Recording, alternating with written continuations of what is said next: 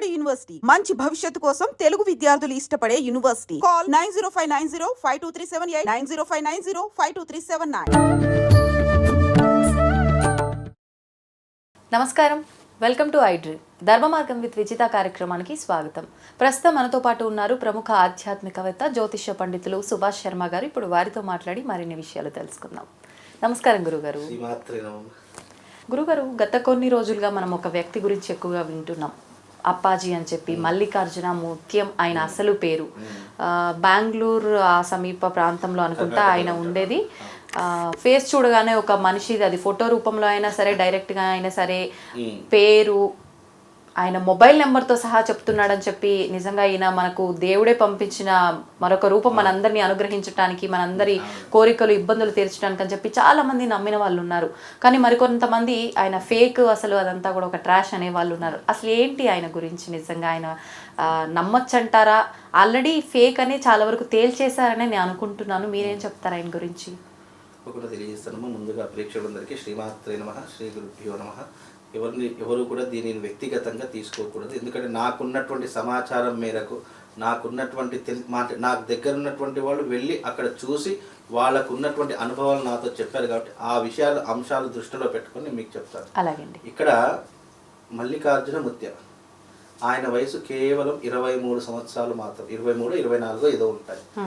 ఇక్కడ ఆ వ్యక్తి యొక్క ప్రవర్తన కనుక చూస్తే మనకు అర్థమైపోతుంది. ఫస్ట్ పాయింట్, ఇక్కడ మొబైల్ నంబర్ చెప్పడము, ఒక మనిషి యొక్క పేరు చెప్పడం పెద్ద గొప్పతనం ఏం కాదు. ఒక మనిషి యొక్క ఆధార్ కార్డు కానీ, లేదు అంటే ఆ మనిషి యొక్క చిన్న విషయం మనం రాబట్టుకోవడము, మొబైల్ నంబర్, పేరు, ఫోన్ నెంబర్ రాబట్టుకోవడం పెద్ద విషయం ఏం కాదు.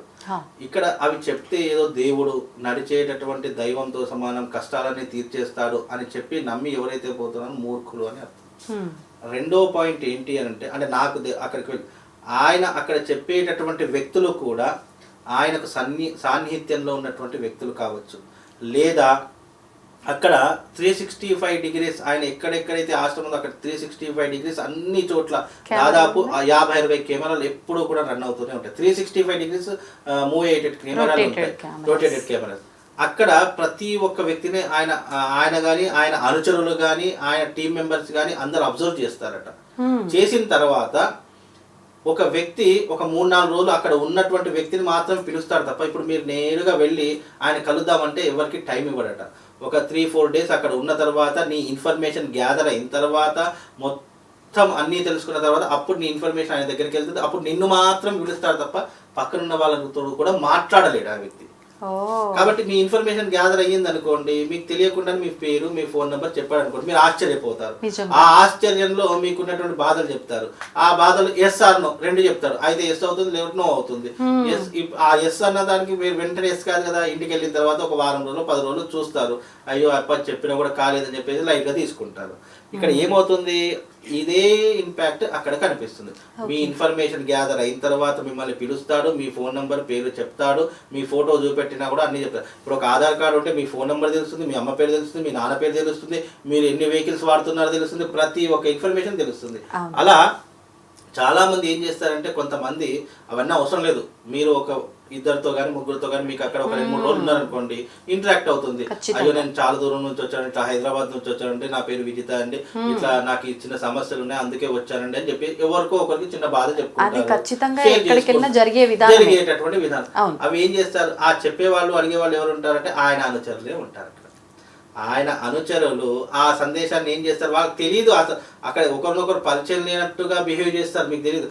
పోనీ ఇంత శక్తి ఉన్నటువంటి వాడు వీడియో కెమెరా చూసి ఎందుకు భయపడతారు? కొన్ని ఛానల్స్ వాళ్ళు వెళ్ళారు, వెళ్ళిన తర్వాత వాళ్ళు వీడియో తీస్తారంటే వాళ్ళ దగ్గర వీడియో కెమెరాలు గుంజేసుకొని పలగొట్టేసి నానా బీభత్సం చేస్తున్నారట. ఎవ్వరు కూడా అక్కడ వీడియో తీయడానికి వీలు లేదట.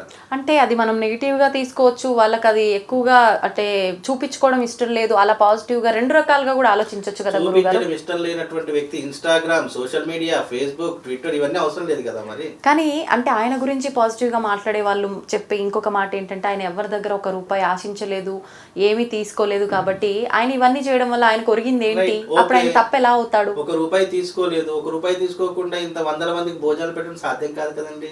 ఇంత ఒక రూపాయి తీసుకోకుండా ఇల్లు కట్టించడము, ఆశ్రమాన్ని నడిపించడం సాధ్యం కాదని ధనమూలం ఇదని చెప్పి డబ్బు లేకుండా ఒక రూపాయి కూడా ఎవరు సహాయం చేసేటటువంటి వ్యక్తులు లేనటువంటి ఈ రోజుల్లో ఇంత వ్యవస్థ ఎలా స్థాపించడం జరిగింది, ఇంత వ్యవస్థ ఎలా చేస్తున్నావు, దానికి నువ్వు ముందర ఒక రూపాయి తీసుకోకపోవచ్చు, 4 గోడల మధ్య ఎన్ని లక్షలు తీసుకుంటే ఎవరికి తెలుసు, తెలియదు కదా.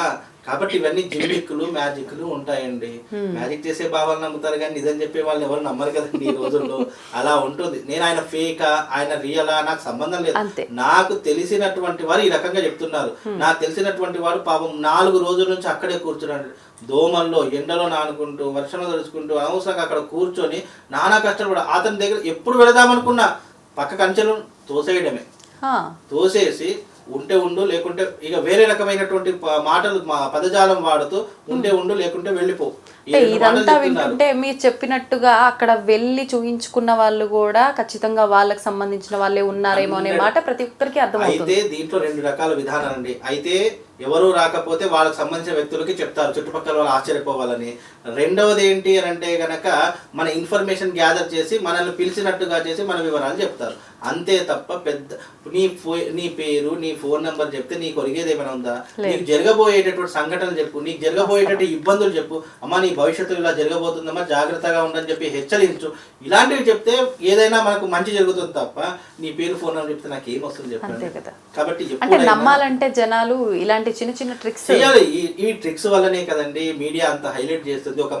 అంతెందుకు ఈ మధ్య కాలంలో మీరు గమనించండి, ఒక నాగకన్య అని చెప్పేసి ఒక ఫేక్ వచ్చింది.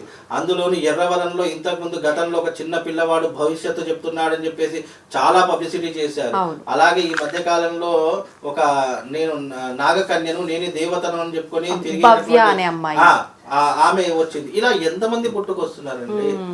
వీళ్ళందరూ ఏంటంటే ఆరిపోయింది పని వెలుగు ఎక్కువ అన్నట్టుగా ఒక్కసారిగా స్టార్డమ్కి వెళ్ళిపోతున్నారు. ఫేక్ అని తెలియగానే వాళ్ళ పరిస్థితి ఎట్లా ఉంటుందంటే తినడానికి తిండి కూడా గతి లేనటువంటి స్థితిలోకి వెళ్ళిపోతున్నారు. ఇవన్నీ కూడా నిజం నిలకడ మీద తెలుస్తుంది. నిజం ఇవాళ కాకపోతే రేపైనా బయటపడుతుంది. కానీ ప్రజలు ఎప్పుడైనా కూడా ఒక మనిషి భగవంతుడు కాలేడు, గుర్తుపెట్టుకోండి.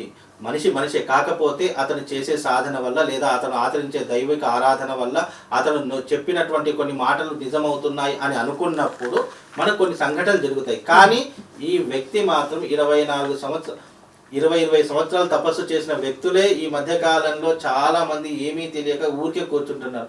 నిన్నగాక మొన్న వచ్చాడు 24 ఏళ్ల అబ్బాయి, ఆ రకమైనటువంటి విధానాలు నిజం చెప్తున్నాడు. ఆ మాత్రం తెలుసుకోలేనటువంటి అయితే అనుభవం వల్ల అయినా చెప్పగలగాలి, లేదంటే మీరు అన్నట్టు సాధన వల్ల అయినా చెప్పగలగాలి. ఆయనకు ఎటువంటిది ఉన్నట్టుగా మనకు ఎక్కడా కనిపించింది లేదు. ఒకటి మీ మీడియా ముఖం కూడా ఛాలెంజ్ చేసి చెప్తాను. నాకు 4 ప్రశ్నలు ఉన్నాయండి ఆయనకు అడిగేటటువంటివి. నువ్వు సాధన చేస్తే నీకు పబ్లిసిటీ అవసరం. నీ ముంగటికి ఎవ్వరు వచ్చినా సరే ఆయన డైరెక్ట్ నేరుగా నేను వెళ్ళాను ఆయన ముందర కూర్చోబెట్టి నువ్వు ఆయన గురించి చెప్పు, నమ్ముతారు. రెండో విషయం ఏంటి, నీకు ఇష్టమైనటువంటి వాళ్ళనే పిలుచుకొని నువ్వు చెప్పడము ఎంచుకోవడం అనేది కరెక్ట్ కాదు. మూడో విషయం ఏంటి, అన్నదానం చేయడం, ఇవన్నీ చేయడం ఆయన జేబు నుంచి ఎవరో మీలాంటి వారో నాలాంటి వారో అక్కడ ఉండిలో వేస్తారో ఫండ్స్ ద్వారానో ఏదో ఒక వ్యవహారం నడుస్తుంది. అది సరే. ఇప్పుడు చాలా మంది అక్కడ ఆయన మీద సాఫ్ట్ కార్నర్ ఏంటో తెలుసా అండి, భోజనం ఇంతమందికి భోజనం పెడుతున్నాడు కదండి, మంచిదే కదా, ఇప్పుడు నేను ఒక ఆశ్రమం పెట్టానండి, నాకు ఎవరో ఇస్తున్నా, నేను భోజనం పెడుతున్నాను, అందులో నా గొప్పతనం ఏముంది? ఏం లేదు కదా. ఇక్కడ ఆయన గొప్పతనం కూడా ఏం లేదు కదా. ఎవరో ఇస్తున్నారు, దాంతో భోజనం పెడుతున్నారు. నాకు ఇచ్చే వాళ్ళు ఉన్నప్పుడు నేను 100 మందికి కాదు 1000 మందికి పెడతాను. కాకపోతే ఇక్కడ ఏది నిజము ఏది అబద్ధం అని తెలుసుకోవాలి. 4వ పాయింట్ ఏంటి గురువు? 4వ పాయింట్ ఏంటి అంటే, నువ్వు నడిచే దేవుడు అని అంటున్నారు కదా, అప్పాజీ అని అంటున్నారు. అప్పాజీ అంటే నాన్నగారు అని సంబోధిస్తారు కర్ణాటకలో. అలా అప్పాజీ అని సంబోధిస్తూ నేను ఒక గౌరవ స్థానంలో కూర్చోబెట్టారు కదా. నువ్వు ఒక గౌరవ స్థానంలో ఉన్నప్పుడు నువ్వు ఎంత మర్యాదగా ఉండాలి, ఎంత ప్రజలకు ఎంత ఆదర్శంగా ఉండాలి, ఏ రకంగా నువ్వు నడుచుకోవాలి. సరే నువ్వు దేవుడు కాకపోయినా సరే నీకు ఒక జ్ఞానం ఇచ్చాడు, లేదా నువ్వు ఒక సాధన చేస్తావు, నువ్వు ఎంత వినయంగా ఉండాలి. గోడల మీదకి వెళ్ళి దుంకుతాడు, క్రికెట్ ఆడతాడు, అటు ఇటు హడావిడిగా ఏదో అయిపోయినట్టుగా పరిగెత్తడం. ఆయన ఒక దగ్గర నిల్చుండి ఉండడం నేను ఇప్పటివరకు చూడలేదు. పరిగెత్తడం అన్ని ఆయన మీరు ఒకసారి ఆయన యొక్క ఇన్స్టాగ్రామ్ కానీ ఒకసారి చూస్తే మీకు అర్థమైపోతుంది. అప్పుడు ఆయన ఏదో హడావిడి అయిపోతున్నట్టు ఆయన ఒక దగ్గర నిల్చుండడం నేను ఇప్పటివరకు చూడలేదు. ఆయన దగ్గర కెమెరా పెడితే కదా ఆ కెమెరా పలగొట్టడమే ఆయన పని. ఎందుకంటే ఆయన ఫోటోలు వీడియోలు తీయనివ్వడు, ఎందుకంటే నిజం తెలిసిపోతుంది అని భయం. ఇప్పటికీ కూడా నేను కొన్ని మీడియాలు ఛాలెంజ్ చేశాను, నేను వెళతాను నన్ను స్వయంగా ఒక మీడియా ముఖంగా వెళ్దాం, వెళ్ళి అక్కడ ఉండి వీడియో మీడియాని లోపల అడుగు కూడా పెట్టనివ్వరు వాళ్ళు.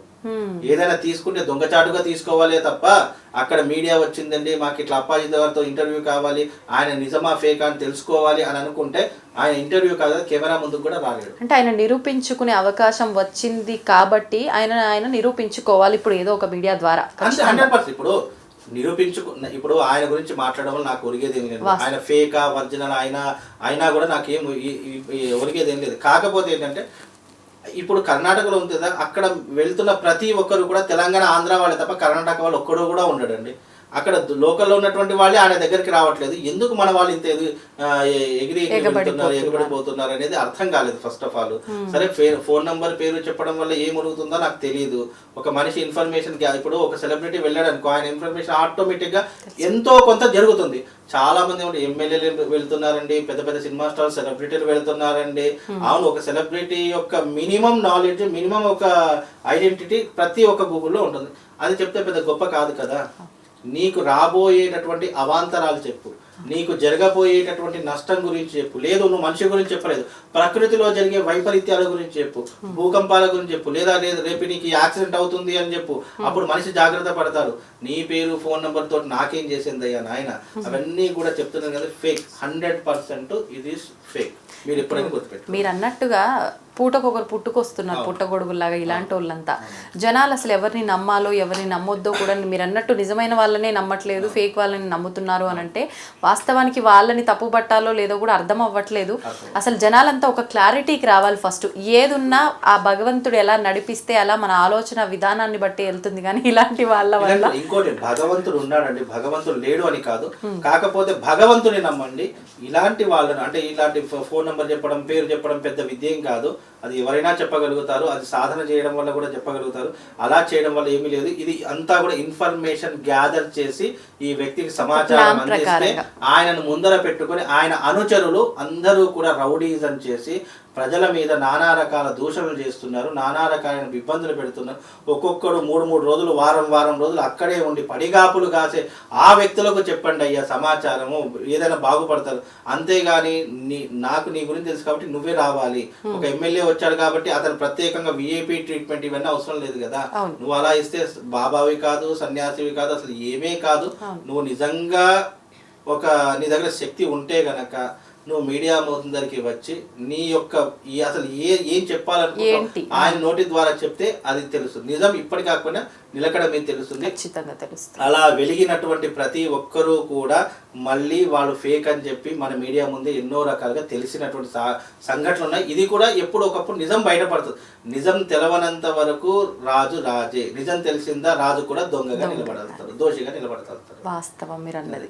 నిజంగా అంటే మంచి ఏంటి చెడు ఏంటి అనే గుర్తించే అవగాహన ప్రజల్లో వస్తే ఇలాంటి వాళ్ళు పుట్టుకొచ్చే పరిస్థితులు తగ్గుముఖం పట్టే అవకాశం ఉంటుంది. నిజం కూడా తెలుసుకోవాలి. సరే నిజంగా అయినప్పటికీ కూడా అది మనకు మేలు జరుగుతుంది, ఆయన దగ్గరికి వెళ్తే మనకు మంచి జరుగుతుంది అనేటటువంటి అవకాశాలు ఉంటే ఏం కాదు.